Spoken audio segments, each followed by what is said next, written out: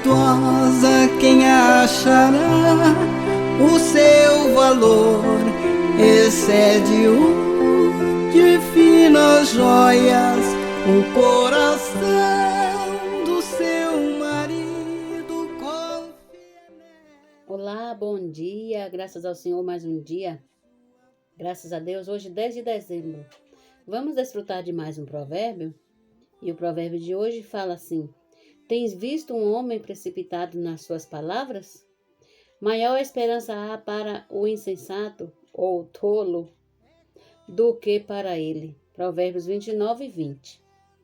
Temos como título: não seja precipitado no falar. Em Cafarnaum, perguntaram a Pedro se Jesus pagava o imposto de 2 dracmas, que era para a manutenção do templo. Pedro, precipitando-se, respondeu que sim, pois para ele era óbvio que todo judeu tinha a obrigação de pagá-lo. Os reis da terra, porém, cobravam impostos dos estranhos, estando os seus filhos isentos de pagamento. Mateus 17, 24. Portanto, Jesus, o Filho de Deus, não tinha a obrigação pessoal de pagar pelo sustento da casa de Deus. Isso revela a insensatez de Pedro, pois pouco tempo antes o próprio Deus havia lhe revelado que Jesus era o Cristo, o Filho do Deus vivo. Quando a resposta é óbvia demais, a nossa tendência é responder sem pensar. Também somos rápidos em responder quando desafiados ou ofendidos, para não levar desaforo para casa, o que causa tensão e desconforto.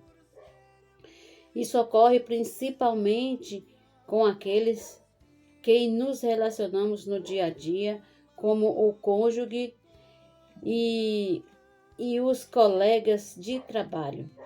Com o tempo, as mágoas se acumulam e raízes de amargura surgem, minando o relacionamento. Em circunstâncias como essas, precisamos aprender a nunca responder sem refletir, mas sim nos voltar ao Senhor e pedir luz para a situação. Desse modo, vamos poupar muitos desgastes desnecessários. É isso que a Bíblia nos ensina. Não saia da vossa boca nenhuma palavra torpe, e sim unicamente a que for boa para edificação, conforme a necessidade, e assim transmita graça aos que ouvem. Amém. Efésios 4, 29. Amanhã estaremos de volta com mais provérbios, palavra de sabedoria. Bom dia. Alimento diário. Série Vida e Edificação. Autoria: Pedro Dong. Leitura: Neide Soares Marques. Levantar antes de qualquer outra coisa. Amadas irmãs, amadas ouvintes, hoje estamos mais uma vez na leitura do alimento diário. A leitura bíblica de hoje é Gênesis capítulo 2, versículo 21 a 25, Mateus 16, 18, João capítulo 1, versículo 14, capítulo 18, versículo 2 e 24, capítulo 19, versículo 34, Filipenses 2, 8, Hebreus capítulo 9, versículo 12. Vamos ler com oração. Em verdade vos digo, se o grão de trigo caindo na terra não morrer, fica ele só. Mas se morrer, produz muito fruto. Sim, na verdade, esse grão é Cristo, não é? E se esse grão morrer na terra, ele brota, ele dá muito fruto. É essa a vontade do Senhor. Porque ele representa esse grão, representa a palavra. E sabemos também que essa terra tem que ser boa, né? Temos que buscar as pessoas, ver aqueles que não conhecem o Senhor, que passem a conhecer, que estejam prontos para receber a palavra. É uma busca que todos têm, né? de preencher o vazio, que todos têm esse vazio, né? Então, louvado seja o Senhor por esse grão de trigo que é o próprio Senhor. Amém. Hoje, o título da mensagem é Auxiliadora Idônea. É necessário concluirmos os assuntos iniciados na semana anterior.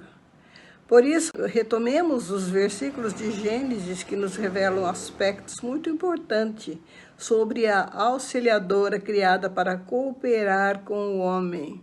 Disse mais o Senhor Deus: não é bom que o homem esteja só.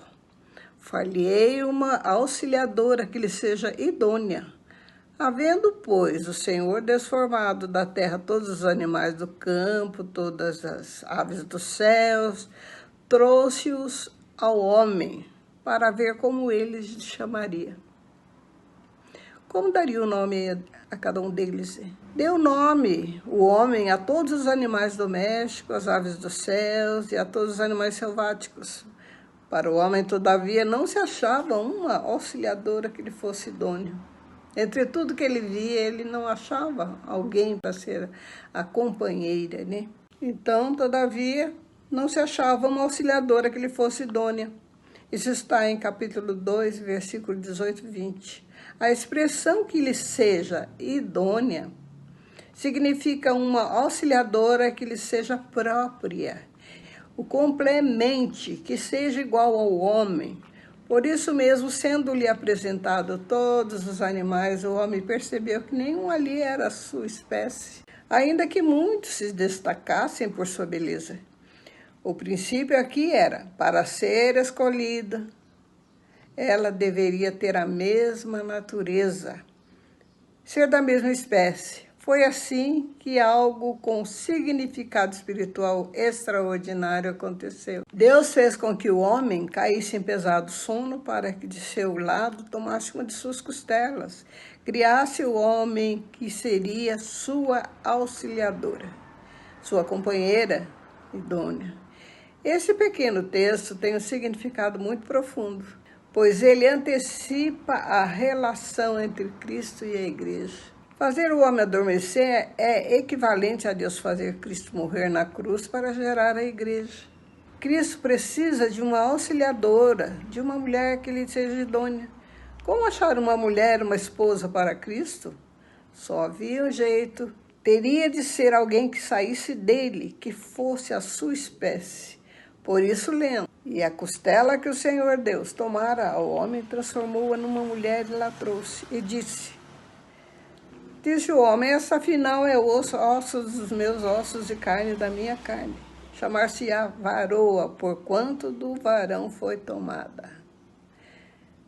Isso está no versículo 23, capítulo 22. O verbo transformar nesse versículo, no hebraico, significa construir, edificar, sendo o mesmo verbo utilizado no Evangelho de Mateus, quando Jesus disse que edificaria sua igreja. Está no capítulo 16, versículo 18. Em Gênesis, Deus usou a costela e edificou a mulher. Em outras palavras, a igreja é resultado de um processo de edificação. Cristo era o Filho unigênito de Deus. Isso está em João 1,18. Por isso era o único a ter a vida e natureza do Pai. Não havia na terra nenhum animal que fosse de sua espécie. Por isso Deus enviou seu Filho à terra, à semelhança de homem. Ele foi obediente até a morte, morte de cruz. Filipenses 2,8. Deus resolveu nosso problema do pecado e nos garantiu eterna redenção. Está em Hebreus 9,12. Ele resgatou o homem pecador de volta para si. Então Deus o glorificou, ressuscitando-o dentre os mortos. Como Deus a cumpriu plenamente a nós, seus filhos, ressuscitando a Jesus. Como também está escrito no Salmo 2: Tu és meu filho, eu hoje te gerei. Se Cristo era o Filho unigênito de Deus, por que este agora diz: Tu és meu filho, eu hoje te gerei? Quando Cristo foi novamente gerado como filho, em sua ressurreição, quando veio à terra, ele tornou a forma de um homem. Por isso, esse homem precisava ser admitido em Deus. Então, na ressurreição, Jesus já não era o único filho, mas o primogênito, o primeiro de muitos que viriam, em Hebreus 1, 5, 6. Como o grão de trigo que, ao ser plantado, precisa morrer para frutificar, assim ocorreu na ressurreição de Jesus, porque Jesus já tinha a intenção de gerar os muitos filhos a partir do primogênito. Está em João 12, 24. Nós não tínhamos a vida de Deus nem participação em sua natureza. Mas quando Cristo morreu na cruz e ressuscitou, produzindo muitos grãos, todos os que cremos em Jesus passamos a ter a redenção. No instante em que Cristo adormece, em que ele morre na cruz, algo muito profundo e extraordinário acontece. De seu lado sai o sangue para a nossa redenção e água para nos dar vida. Foi assim que passamos a participar da vida e natureza divina. Todos que creram se tornaram filhos de Deus e participantes dessa natureza. E assim a igreja foi gerada do lado de Cristo, como Eva surgiu da costela de Adão. Entende agora por que Jesus não poderia adotar qualquer organização religiosa ou ONG, organização governamental, para ser sua auxiliadora idônea? Sua auxiliadora tem de sair do seu lado, tem de ser produzida por seu sangue. Graças a Deus, a igreja foi produzida dessa forma. O sentimento de Adão a estar diante de Eva, após ter sido ela criada, foi o sentimento de Cristo ao estar diante da igreja edificada.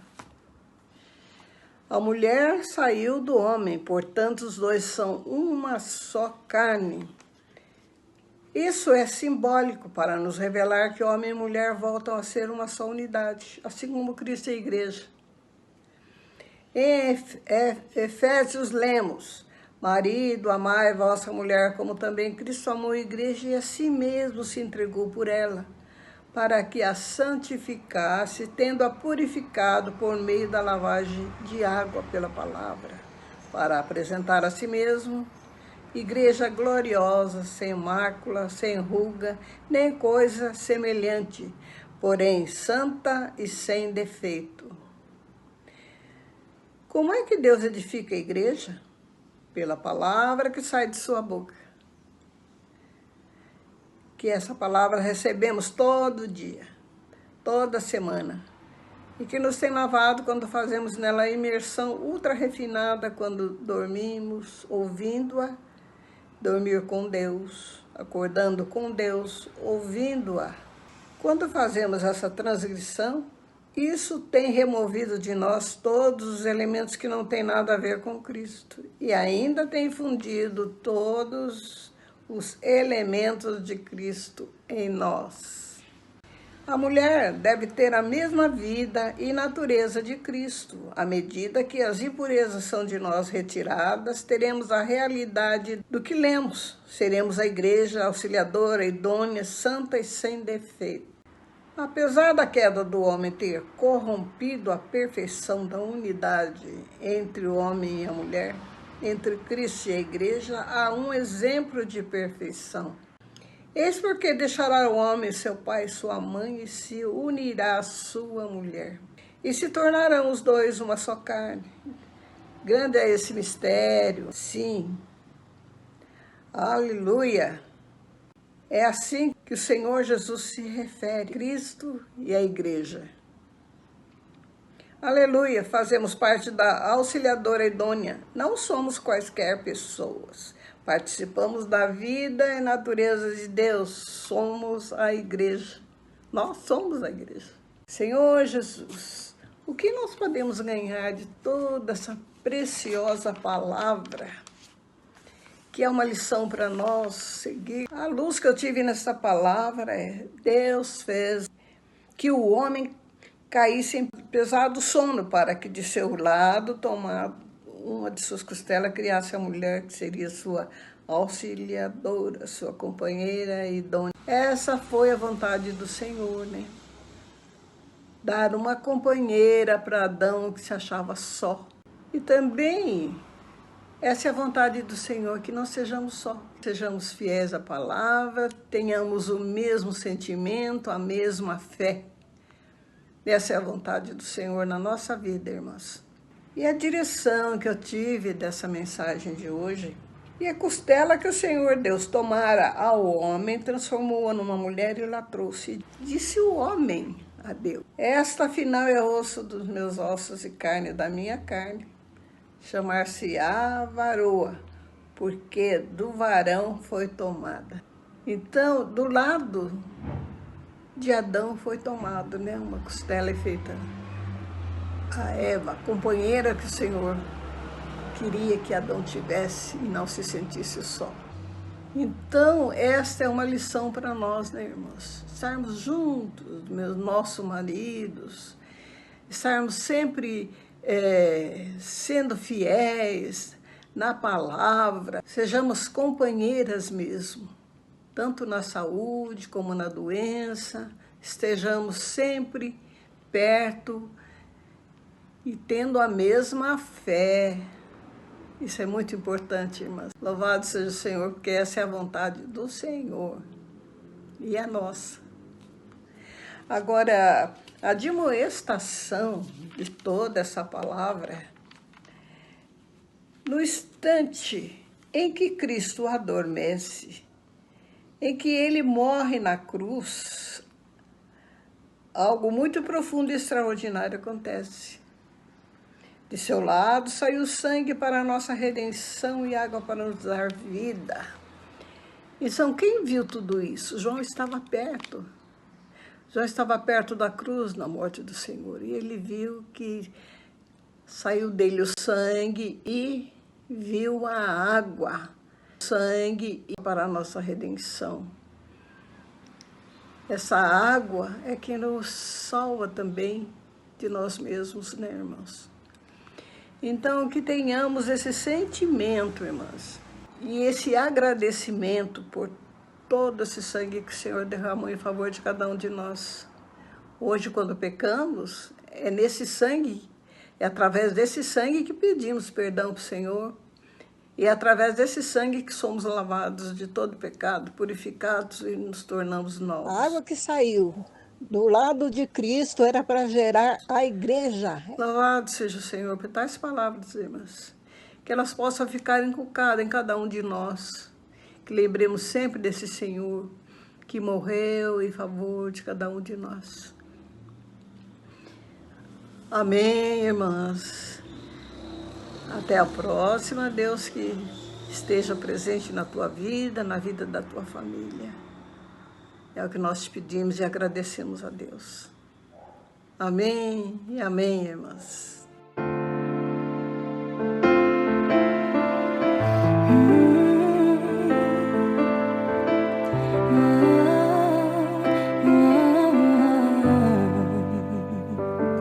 Tua sã palavra chove sobre mim e meu coração se abre para ti. Bom dia, amadas irmãs. Jesus é nosso Senhor.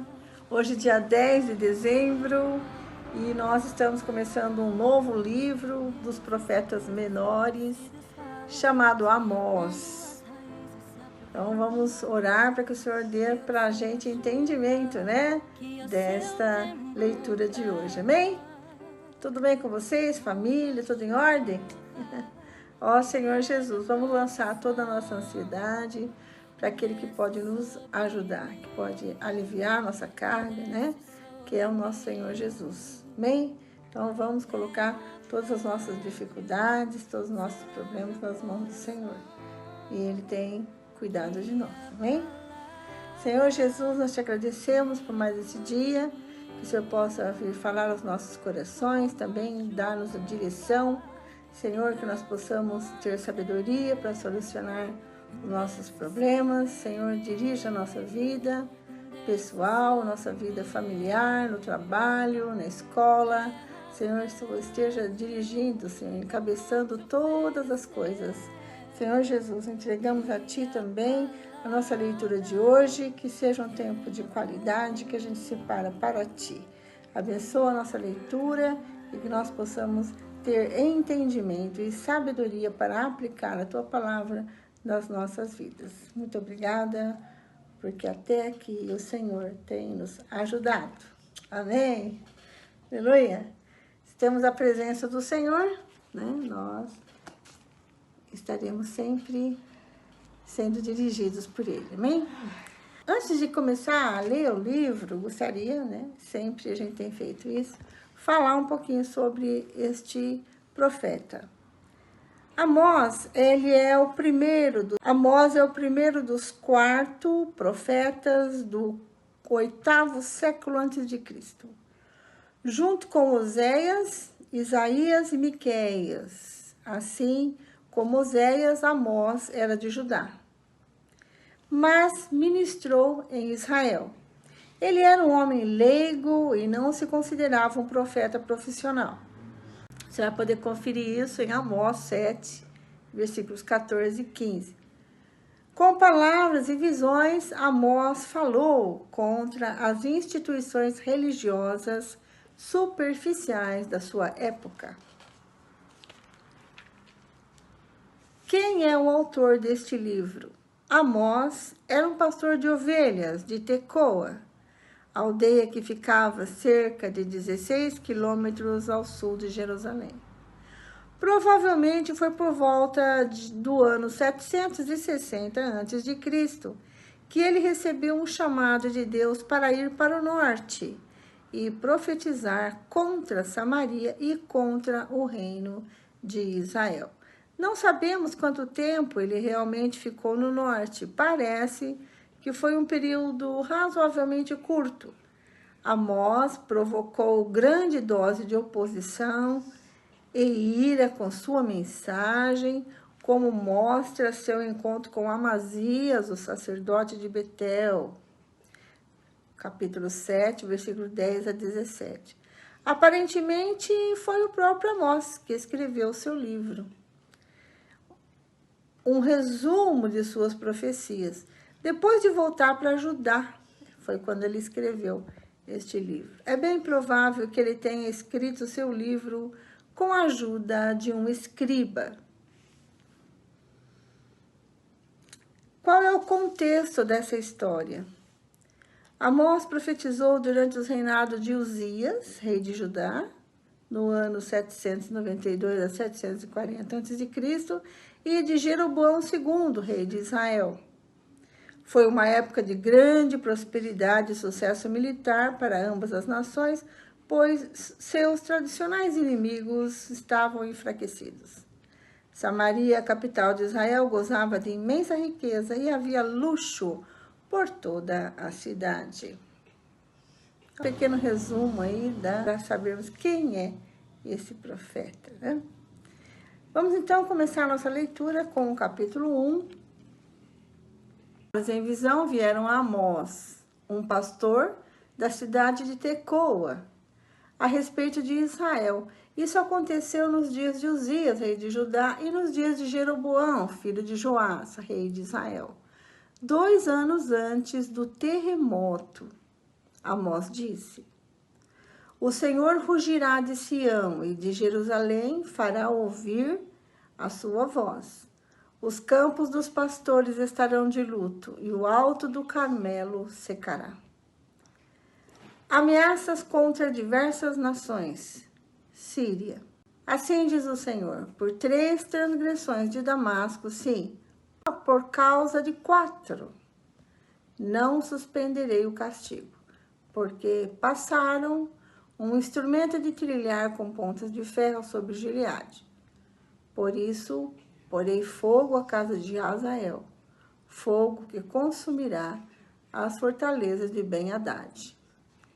Quebrarei os ferrolhos de Damasco e eliminarei o morador de Biquiate-Aven e o que tem o cetro de Bet-Eden.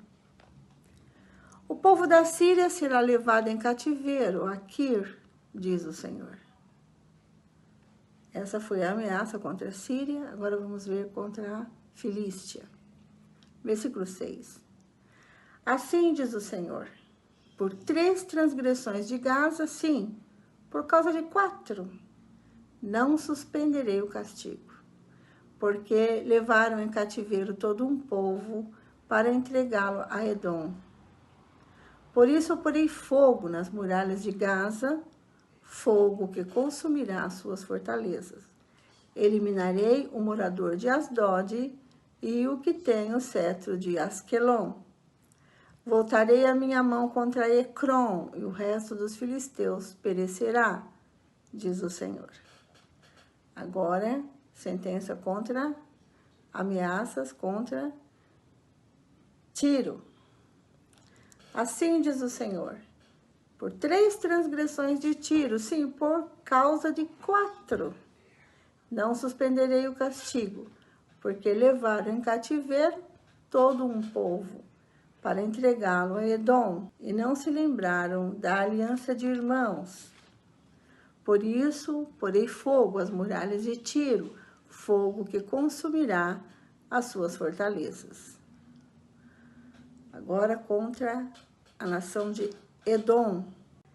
Assim diz o Senhor, por 3 transgressões de Edom, sim, por causa de 4, não suspenderei o castigo, porque perseguiu a seu irmão com a espada, e não teve nenhuma compaixão dele.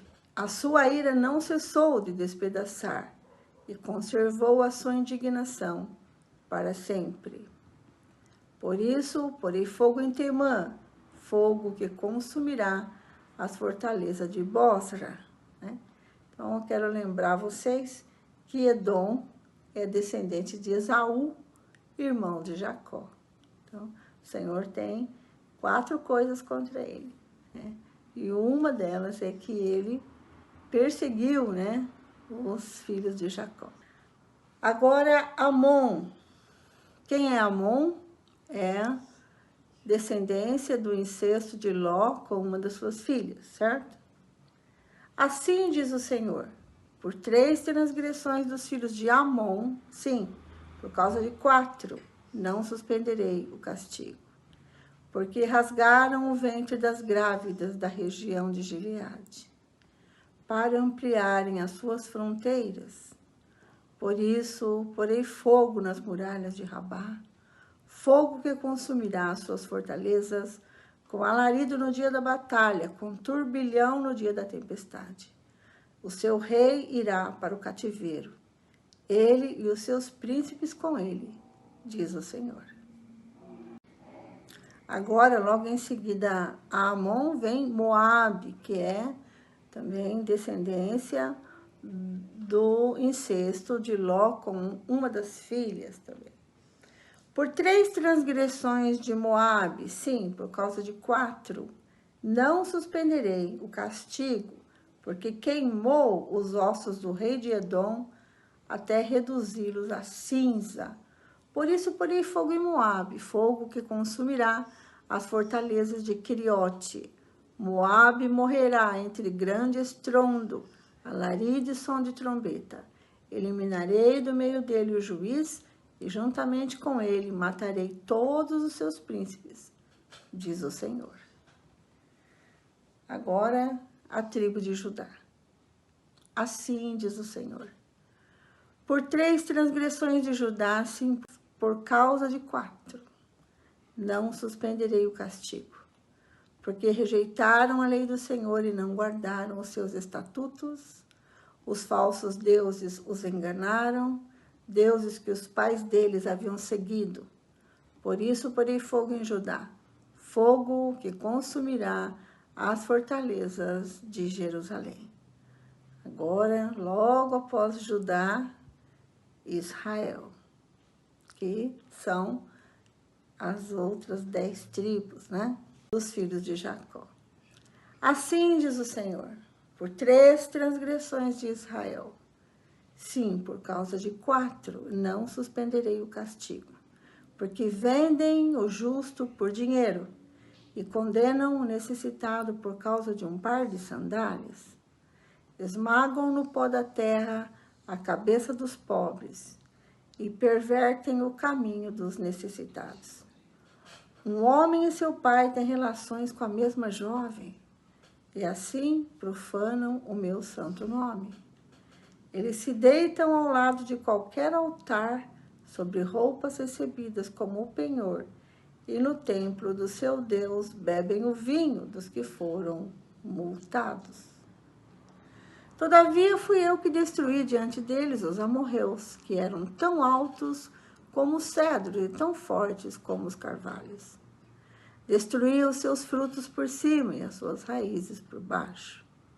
Também fui eu que tirei vocês da terra do Egito, e durante 40 anos os conduzi pelo deserto, para que vocês pudessem tomar posse da terra dos amorreus.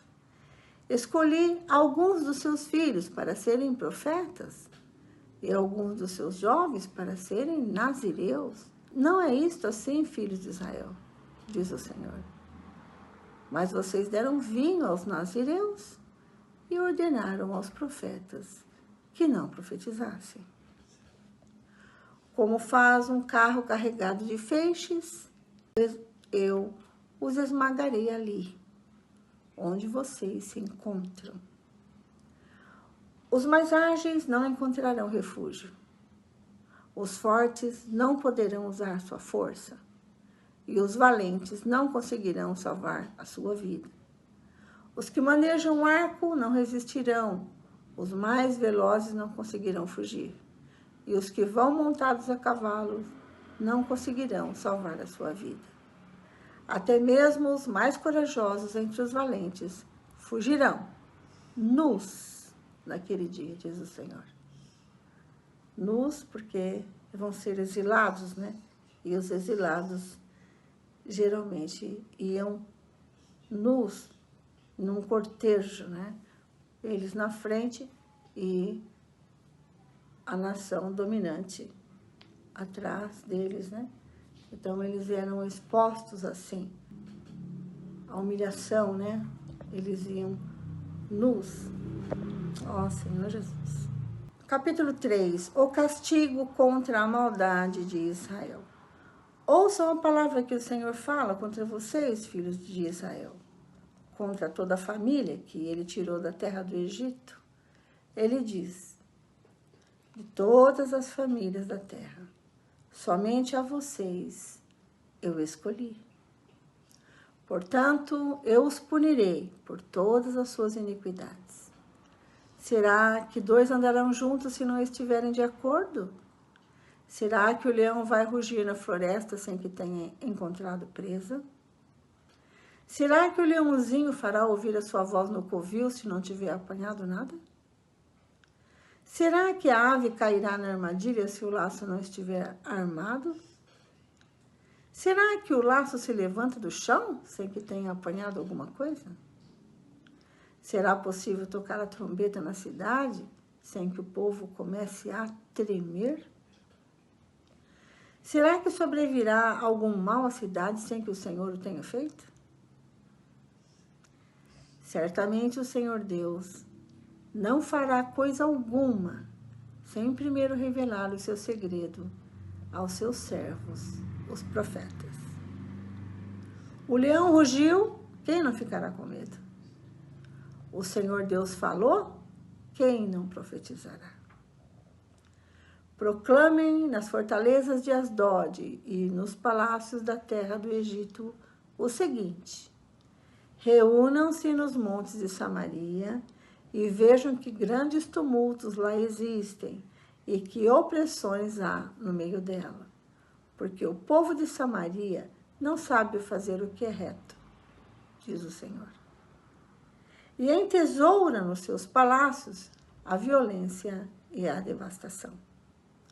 Portanto, assim diz o Senhor Deus: um inimigo cercará a sua terra, destruirá o seu poder, e os seus palácios serão saqueados. Versículo 12. Assim diz o Senhor: como o pastor livra da boca do leão as duas pernas ou um pedacinho da orelha de um animal, assim serão salvos os filhos de Israel, que vivem em Samaria com apenas o canto da cama e parte do leito. Ouçam e deem testemunho contra a casa de Jacó, diz o Senhor Deus, o Deus dos exércitos. No dia das suas transgressões, Visitarei também os altares de Betel, e as pontas do altar serão cortadas e cairão por terra. Derrubarei a casa de inverno com a casa de verão. As casas de marfim ficarão em ruínas, e as grandes casas serão destruídas, diz o Senhor. Então, termina aqui a nossa leitura, né? Então, agora nós vamos para as notas. Vamos ler algumas principais, né? Para nós entendermos melhor o texto, né? Então, nota 1 diz assim: alguns acreditam que Amós era um homem muito pobre. Um simples empregado que cuidava de rebanhos e trabalhava em pomares. No entanto, a expressão pastores de Tecoa provavelmente indica que Amós possuía ovelhas e gado, estando, portanto, na classe média ou média alta. O livro não nos diz coisa alguma sobre sua condição financeira. Apesar de Amós ser de Judá, sua mensagem era destinada primeiramente a Israel, o reino do norte. Interessante, né? Ele era do sul, da tribo de Judá, mas pregava, né? Falava para Israel, o reino do norte. Obviamente, esse terremoto mencionado aqui, logo no comecinho, né, do capítulo, foi tão intenso que outros acontecimentos são datados com base nele. Sem um ponto fixo em seu calendário, ao contrário do nosso, cujo ponto fixo é o nascimento de Cristo, né? Então, esse terremoto ali é um ponto fixo para eles marcarem a história, né? Assim como nós temos o nascimento de Cristo, né? Que é um ponto fixo, né? No tempo, que é o nascimento de Jesus Cristo.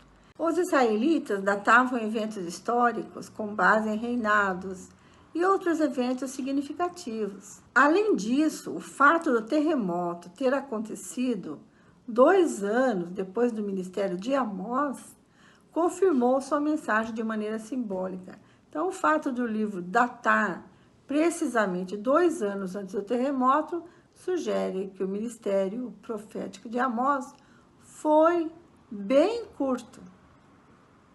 Nota 2. Este versículo define o tema do livro. Deus é como um leão que ruge. De maneira simbólica, isto retrata a transmissão da sua mensagem e seus profetas e sua prontidão a arremeter e atacar. Então, a primeira parte do capítulo 1, versículos 3, do lado de Cristo, até o era para capítulo gerar 2, a versículo igreja. 16, é a primeira parte de Amós. É uma série de oráculos contra as nações. Damasco ou Síria. Então, ele começa falando sobre Damasco ou Síria, né?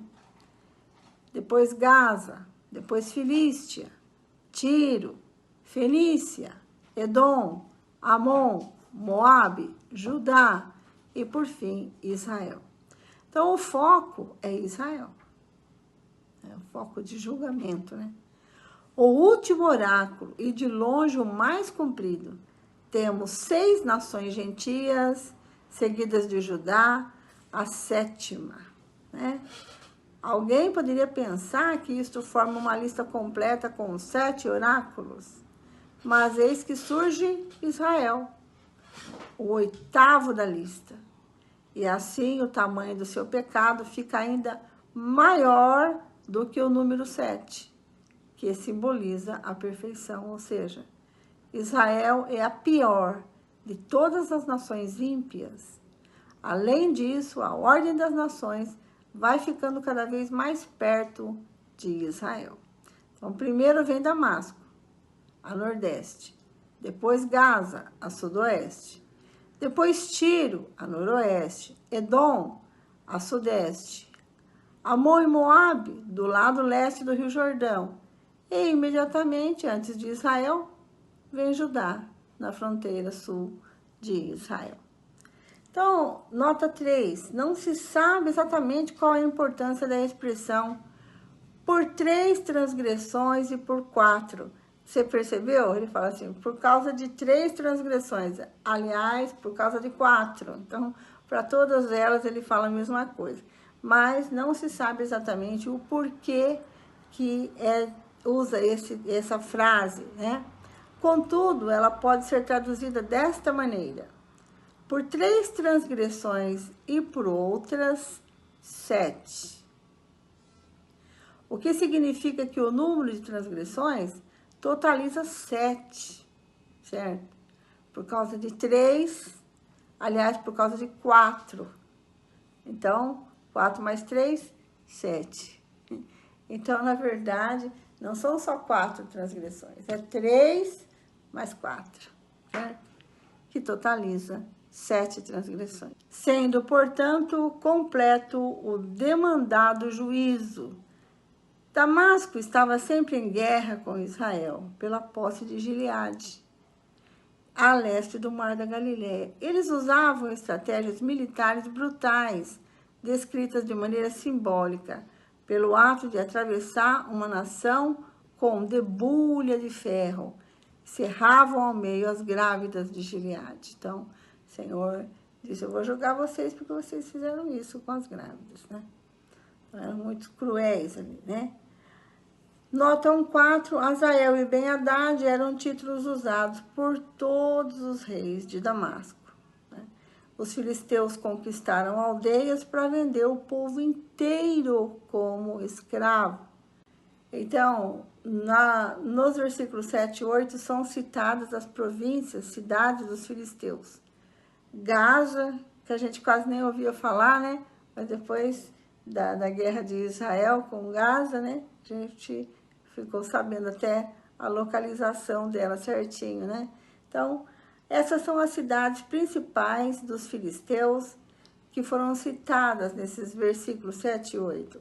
Gaza, Ecrom, Asquelon, Asdod, exceto Gate, que no tempo de Amós já tinha sido praticamente aniquilada. Depois Tiro também invadia cidades. Depois, nota 9, o que Tiro fazia? Ele invadia cidades a fim de vender o povo como escravo, violando acordos que ele tinha feito. O Senhor vai julgá-lo por isso. Edom invadia países vizinhos, provavelmente Judá, que era mais perto, né? E exterminava toda a população local. Amon tentou exterminar o povo de Gileade, cerrando no meio as suas mulheres grávidas, né? Acabando ali com as descendências, né, do povo de Gileade. Nota 2:4. Todas as nações gentias são acusadas de crimes contra a humanidade, mas Judá é acusada de infidelidade a seu pacto com Deus, descrita na lei. Aqui enganaram significa deuses falsos, ídolos, não, o povo de Judá. Um termo usado aqui também bastante curioso é vender o pobre por um par de sandálias. Provavelmente se refere ao ato de vender um endividado como escravo, em troca de uma soma de dinheiro insignificante. São várias notas, mas a gente está lendo as principais aqui. Nota 11:12. Os profetas que declararam a vontade de Deus e os nazireus, exemplos de grande devoção a Deus, vieram como enviados de Deus para que o povo de Israel voltasse à justiça. Israel rejeitou tanto os profetas como os nazireus. Portanto, ele rejeitou o próprio Deus. Nota 2:13. O hebraico deste versículo é difícil. Uma tradução alternativa é: eis que vocês pesam sobre mim como uma carroça abarrotada de feixes. Se isso estiver correto, essa tradução expressa a frustração de Deus com a teimosia de Israel. De 1-15. Neste capítulo, Amós respondeu àqueles que diziam que ele não tinha direito de profetizar contra Israel. Porque ele era de Judá, né? Veio falar para Israel, então não era muito aceito a sua profecia. Pois eles eram o povo escolhido de Deus. Contra esta alegação, Amós declarou 3 coisas. Primeiro, o fato de terem sido escolhidos garantia que eles seriam julgados e não queriam escapar do julgamento. Deus falou, portanto, seu profeta deveria anunciar o que ele disse, né? Falar com fidelidade aí, né? A palavra que foi a ele transmitida, né? Essa expressão, andarão 2 juntos se não estiverem de acordo, passa a ideia de que 2 pessoas não podem andar juntas. Isto é, não podem ter intimidade, a menos que cheguem a um comum acordo e concordem na maioria das coisas, né? Para que os 2 não fiquem brigando o tempo todo. Então, há necessidade de eles estarem em acordo. No casamento, por exemplo, é necessário que ambos concordem em assumir certos compromissos e tenham valores em comum. O Israel errante não podia andar com Deus. Ambos tinham muitas divergências quanto a valores e expectativas. Nota 3, 14 a 15. A expressão altares de Betel se refere aos pecados religiosos de Israel. Casa de inverno, casa de verão, se referem à destruição da classe alta que oprimia o povo. Então, terminamos aqui as notas e eu li as principais e espero que você tenha conseguido entender, né? Até aqui, até o capítulo 3. Então, nós vemos que Amós, não sabemos muito sobre ele também, né? Mas uma coisa nós sabemos, ele era da tribo de Judá e profetizava para Israel. Você percebe que todo profeta é perseguido, que ninguém quer ouvir a verdade, né? Então, muito menos se o profeta não é dali, né? Então, se ele é de Judá e vem profetizar em Israel, então a palavra dele não era muito ouvida, não, né? Porque o que você está falando aqui pra gente, se nem daqui você é, né? Então, esse é o pensamento aí, né? De quem está ouvindo, de quem está sendo admoestado, né? Advertido com a palavra do Senhor, né? Muito bem, nós vamos ficar por aqui. Mas amanhã a gente vai continuar com o livro de Amós, que vai se tornando cada vez mais interessante. Então, eu convido você a ficar com a gente.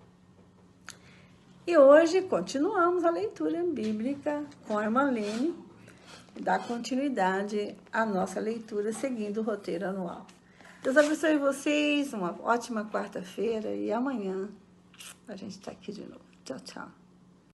Bom dia, irmãs, bom dia, irmã Vera.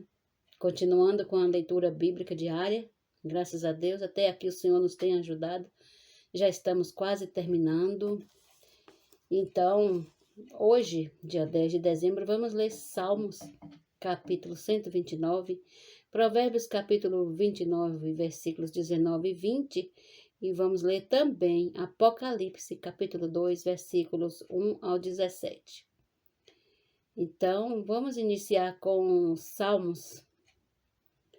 Perseguido, mas não derrotado. Muitas vezes me angustiaram desde a minha mocidade. Israel, que eu diga. Muitas vezes me angustiaram desde a mocidade, mas não prevaleceram contra mim. Os lavradores passaram o arado nas minhas costas e abriram longos sulcos, mas o Senhor é justo, cortou as cordas dos ímpios. Sejam envergonhados e repelidos todos os que odeiam Sião. Sejam como a erva dos telhados, que seca antes de florescer, que não enche a mão do ceifeiro, nem os braços daquele que ata os feixes. E também os que passam não digam, a bênção do Senhor seja com vocês. Nós os abençoamos em nome do Senhor. Amém? Agora vamos ler Provérbios 29, do 19 ao 20. O servo não se emendará com palavras, porque mesmo que entenda, não obedecerá. Você viu alguém que é precipitado no falar? Há mais esperança para um tolo do que para ele. É verdade. Nós não podemos ser precipitados, né, em dar resposta, nem falar nada. Primeiro, oramos ao Senhor, pensamos direitinho no que vamos falar, porque podemos falar coisas que não é conveniente na hora, né, irmãs? Então, vamos ler agora Apocalipse 2, do 1 até o 17, que fala assim. Carta à igreja em Éfeso. Ao anjo da igreja em Éfeso escreva: estas coisas diz aquele que conserva na mão direita as 7 estrelas e que anda no meio dos 7 candelabros de ouro.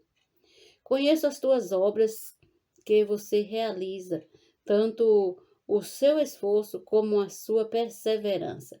Sei que você não pode suportar os maus e que pôs à prova os que se declaram apóstolos e não são, e descobriu que são mentirosos. Você tem perseverança e suportou provas por causa do meu nome, sem esmorecer. Tenho, porém, contra você o seguinte: você abandonou o seu primeiro amor. Lembre-se, pois, de onde você caiu. Arrependa-se e volte à prática das primeiras obras. Se você não se arrepender, virei até você e tirarei o seu candelabro do lugar dele. Mas você tem a seu favor o fato de que odeia as obras dos nicolaítas, as quais eu também odeio. Quem tem ouvidos, ouça o que o Espírito diz às igrejas. Ao vencedor darei o direito de se alimentar da árvore da vida, que se encontra no paraíso de Deus. Agora é a carta à igreja em Esmirna. Ao anjo da igreja em Esmirna escreva: estas coisas diz o primeiro e o último, que esteve morto e tornou a viver. Conheço a tribulação pela qual você está passando, a sua pobreza, embora você seja rico, e a blasfêmia dos que se declaram judeus e não são, sendo isto sinagoga de Satanás. Não tenha medo das coisas que você vai sofrer. Eis que o diabo está para lançar alguns de vocês na prisão, para que vocês sejam postos à prova e passem por uma tribulação de 10 dias. Seja fiel até a morte, e eu lhes darei a coroa da vida. Quem tem ouvidos, ouça o que o Espírito diz às igrejas. O vencedor, de modo nenhum, sofrerá o dano da segunda morte. Agora, a carta à igreja em Pérgamo. Ao anjo da igreja em Pérgamo escreva: estas coisas diz aquele que tem a espada afiada de 2 gumes. Conheço o lugar onde você mora, que é o lugar onde está o trono de Satanás. Sei que você conserva o meu nome e não negou a fé que tem em mim. Mas nos dias de Antipas, minha testemunha, meu fiel, que foi morto na cidade de vocês, aí onde Satanás habita. Tenho, porém, contra você algumas coisas. Estão aí em seu meio os que sustentam a doutrina de Balaão, o qual ensinava Baraque a armar ciladas diante dos filhos de Israel, para que comessem coisas sacrificadas aos ídolos e praticassem a prostituição. Além disso, estão também aí em seu meio os que seguem a doutrina dos nicolaítas. Portanto, arrependa-se. Se não, irei até aí sem demora e lutarei contra eles com a espada da minha boca. Quem tem ouvidos, ouça o que o Espírito diz às igrejas. Ao vencedor darei do maná escondido. Também lhes darei uma pedrinha branca, e sobre essa pedrinha um novo nome escrito, o qual ninguém conhece, exceto aquele que o recebe. Amém. Até amanhã. Amanhã vamos ler a carta à igreja em Tiatira. Também vamos ler carta à igreja em Sardes e a carta à igreja em Filadélfia e a carta à igreja em Laodiceia. Até amanhã, então. Bom dia.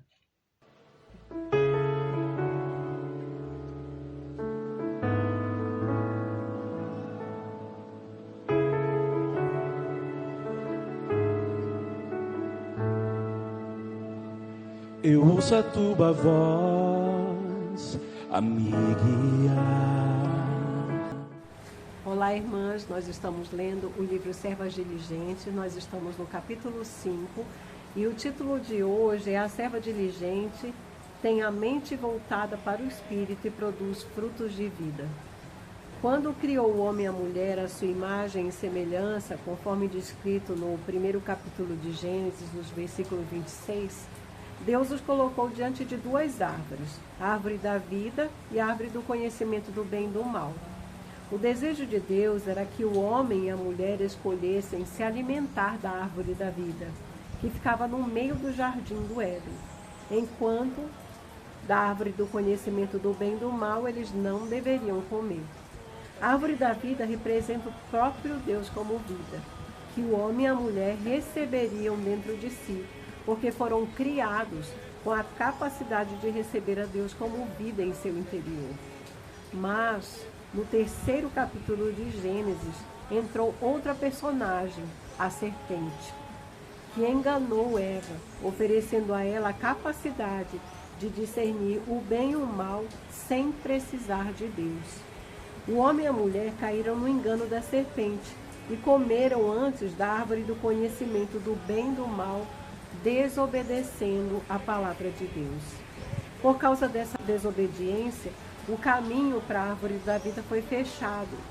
Mas sabemos que Deus solucionou o problema do pecado pela morte e ressurreição de seu Filho Jesus Cristo e abriu novamente o caminho à árvore da vida por meio da justificação pela fé.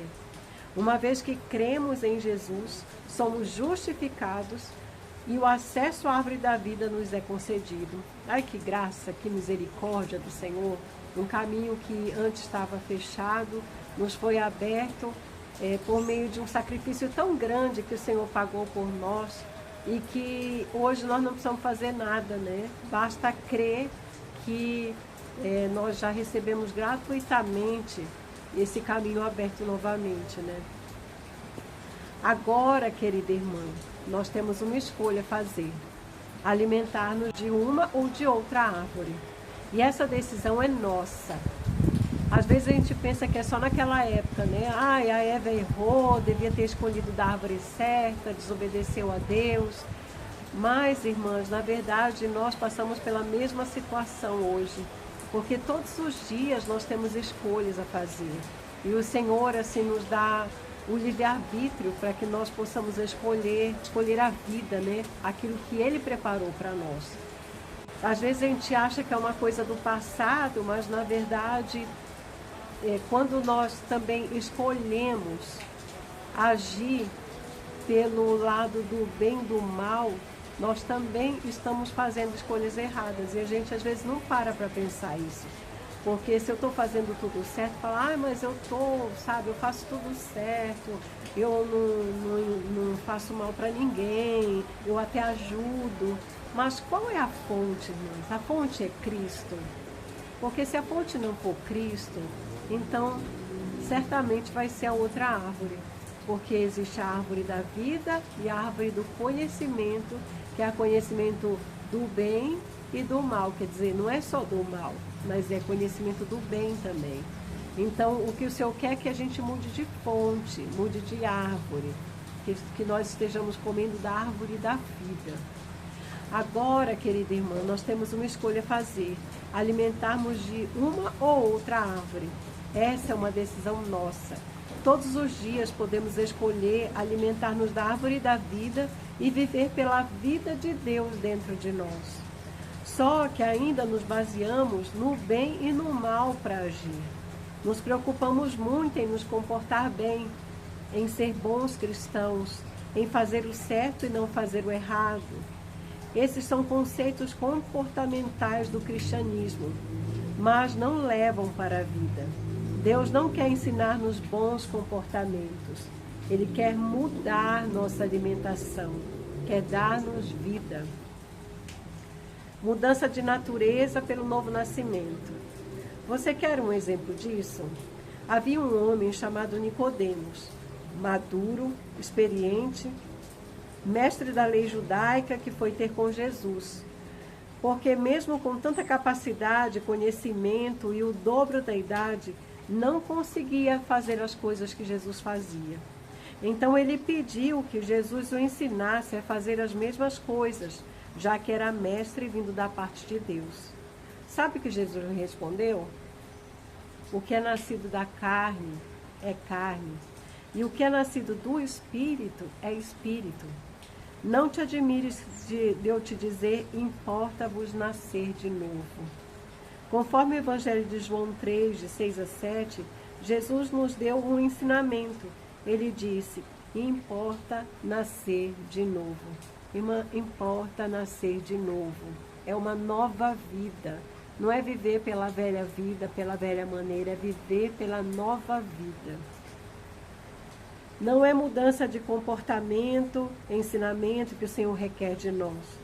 Por mais que nos esforcemos em ser bons, amorosos, carinhosos, se ainda estamos na esfera terrena, na carne, o máximo que vamos conseguir é ser como Nicodemos, ter muito conhecimento sem realidade. Se você vive na esfera terrena, o fruto que você produz é carnal e tem a natureza pecaminosa. Um espinheiro jamais vai produzir uva. Um espinheiro só consegue produzir espinhos. Mesmo o melhor de todos os espinheiros ainda é capaz de produzir somente espinhos e jamais uvas. A árvore má produz frutos maus, porém a árvore boa produz frutos bons. Como está escrito no Evangelho de Mateus 7,17, para produzir uvas é necessária videira, porque a natureza da videira é produzir uvas.